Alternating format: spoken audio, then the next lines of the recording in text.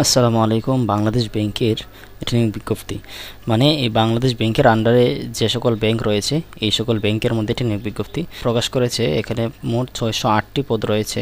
যারা আমার চ্যানেল নতুন তারা অবশ্যই চ্যানেলটিকে সাবস্ক্রাইব করে রাখবেন, লাইক কমেন্ট দিয়ে পাশে থাকবেন।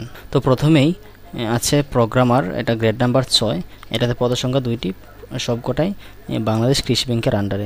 তারপরে আছে সিনিয়র আইটি অফিসার, এটার গ্রেড হচ্ছে 9, এটাতে 166টা পদ রয়েছে। এটা সোনালী ব্যাংক পিএলসির আন্ডারে সবগুলো পদ। 3 নম্বর আছে অ্যাসিস্ট্যান্ট প্রোগ্রামার বা সহকারী প্রোগ্রামার, এটার গ্রেডও 9, এটাতে 35টি পদ রয়েছে, শূন্য পদ। এখানে সোনালী ব্যাংক পিএলসির আন্ডারে 31টি, রাজশাহী কৃষি উন্নয়ন ব্যাংকের আন্ডারে 2টি, বাংলাদেশ হাউস বিল্ডিং ফাইন্যান্স কর্পোরেশনের আন্ডারে 1টি, কর্মসংস্থান ব্যাংকের আন্ডারে 1টি।